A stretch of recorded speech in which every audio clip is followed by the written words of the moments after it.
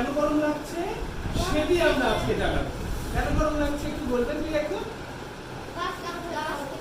হ্যাঁ রাইট, সঠিক। তার জন্য একটা হাততালি হয়ে যাও।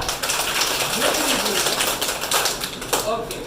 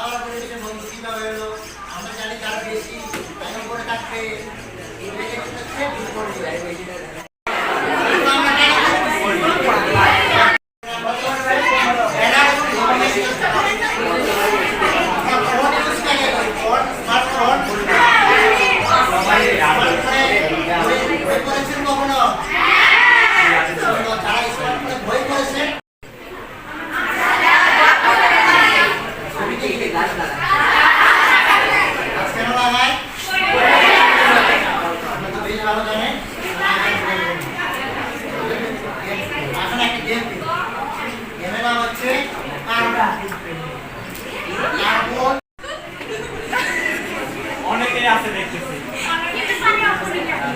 ঝুঁকি মোকাবিলাটাও আমাদেরকেই করতে হবে, তাই এই ঝুঁকি মোকাবিলাটা আমরা কিভাবে করব এখন আমরা সেটা একটু জানার চেষ্টা করব।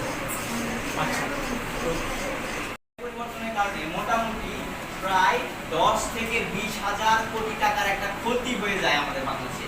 সেটা বন্যার কারণে, খরার কারণে, ঘূর্ণিঝড়ের কারণে, এরকম অনেক কারণে। তারপরে আরো যেগুলো আমরা বললাম প্রজাতি আমাদের ফসল কিন্তু পরিমাণে বাড়বে। এখন আমরা যখন গাছ ছড়াই ধ্বংস করছি, তাদের বাসস্থান ধ্বংস করছি, পশু পাখি তো থাকবে না।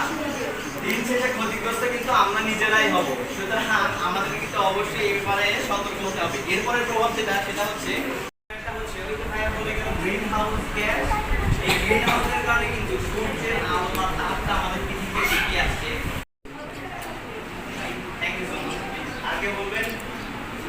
আচ্ছা, জলবায়ু পরিবর্তনের প্রভাব জানার আগে আমরা জলবায়ু পরিবর্তনের প্রভাব জিনিসটা কি আপনাদের কারো জানা আছে? জলবায়ু পরিবর্তনের প্রভাব আসলে কি?